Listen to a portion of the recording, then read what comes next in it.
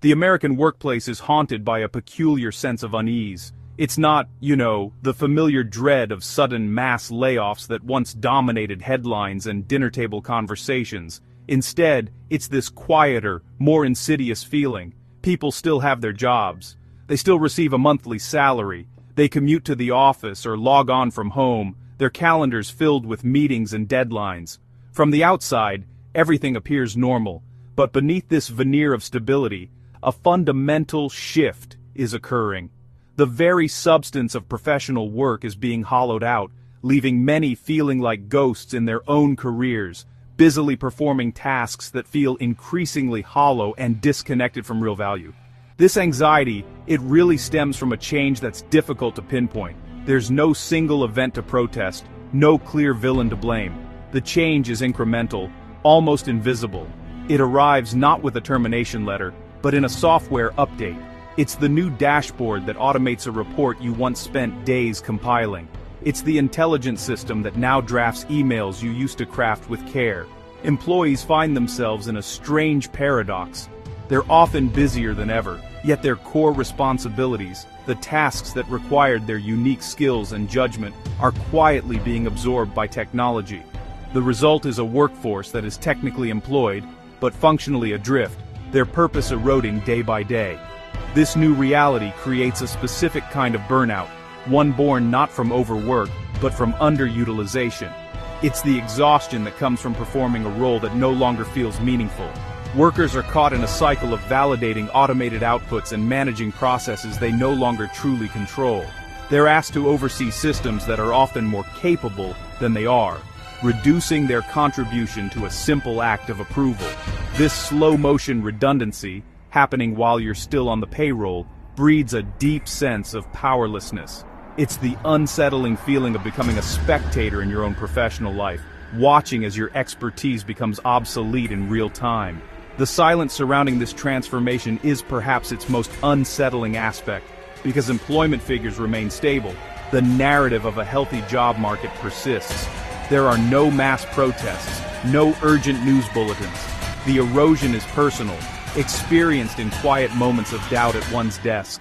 It's the analyst who now just clicks approve on a system-generated forecast, or the manager whose team-building insights are replaced by an HR platform's engagement metrics. This silent hollowing out of professional life is reshaping the American workplace from the inside out, leaving a generation of workers employed but profoundly insecure about their actual worth.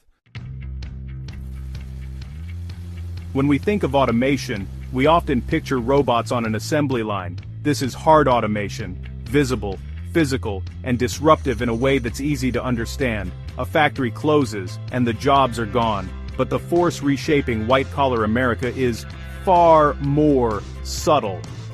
It's soft automation, the gradual integration of intelligent software into professional workflows. It doesn't replace the worker entirely. Instead, it systematically absorbs the most valuable parts of their job, piece by piece. It's the invisible hand guiding your cursor, suggesting the next sentence, and making the decision you were hired to make. This process is insidious because it often feels like help.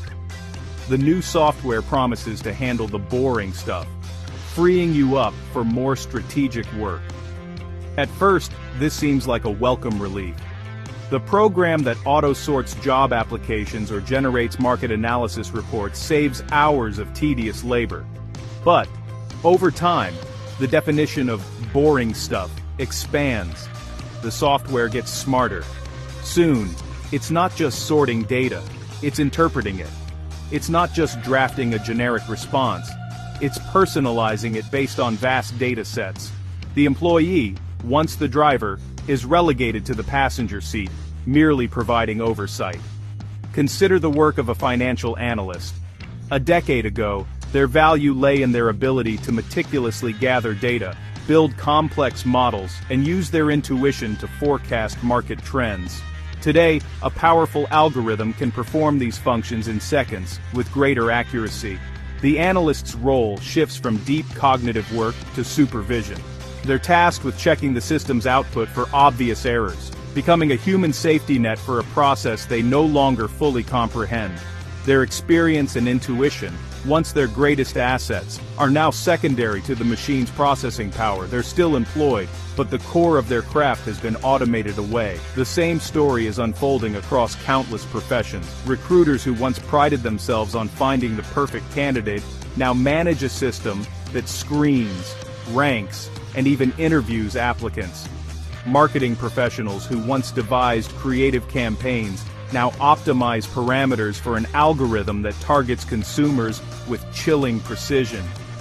Even writers find their creativity augmented, or honestly supplanted, by AI that can generate articles, copy, and reports. Soft automation doesn't arrive like a tidal wave. It seeps in like a rising tide, so slowly that by the time you realize you're submerged, you've forgotten what it felt like to stand on dry land. The cumulative effect of this quiet automation is the creation of a new class of employee, the algorithm's apprentice. In this role, the human worker's primary function is to tend to the needs of the software. They feed it data, they review its suggestions, and they click the button that executes its decisions. This redefines the very meaning of professional responsibility. It transforms roles that once required creativity, critical thinking, and nuanced judgment into a series of simple, procedural tasks. The job title remains the same, but the substance of the work has been fundamentally altered, eroding the worker's sense of agency and expertise. This dynamic is particularly visible in management roles. A manager's skill was once measured by their ability to understand their team, motivate individuals, and make difficult leadership decisions. Now, software platforms monitor employee productivity, track engagement levels, and even suggest when to give positive feedback. The manager becomes an administrator of this system, their interpersonal skills sidelined in favor of data-driven directives. They're told who is a flight risk, who needs encouragement, and who is underperforming, all based on metrics they did not create. The art of leadership is reduced to a science they are merely asked to implement. This erosion of meaning has a profound psychological impact. When your most important contributions are automated, your confidence begins to wane. You start to question your own judgment. Is your gut feeling about a market opportunity as reliable as the algorithm's prediction? Is your assessment of a candidate's potential as valid as the software's score? This dependency creates a vicious cycle. The less you use your core skills, the more they atrophy. The more you rely on the machine, the less capable you feel without it. This process leaves employees feeling perpetually busy but fundamentally unimportant, their self-worth tied to their ability to correctly operate a system designed to replace them. Ultimately, this shift represents a significant loss of human potential. The workplace, which for many was a primary source of intellectual challenge and personal growth, is becoming a place of passive supervision. The joy of solving a complex problem, the pride in a well-crafted argument, the satisfaction of a successful negotiation. These experiences are being replaced by the monotonous hum of the machine. Workers are being conditioned to stop thinking, to stop questioning, and to simply trust the process. They're becoming cogs in a system that values their compliance far more than their creativity or insight. The American dream has always been built on a simple, powerful promise that through hard work, skill, and dedication, one can achieve security and build a better life. This ideal rests on the belief that your effort has value and that expertise is a currency that commands respect and reward. But the silent creep of soft automation is challenging this foundational principle. When an algorithm can perform the core functions of your job more efficiently than you can, the value of your experience and hard-won skills diminishes. Effort no longer guarantees relevance, and the path to upward mobility becomes obscured. This creates a new, pervasive form of economic anxiety. It's the fear not of being unemployed, but of being economically invisible while still on the job.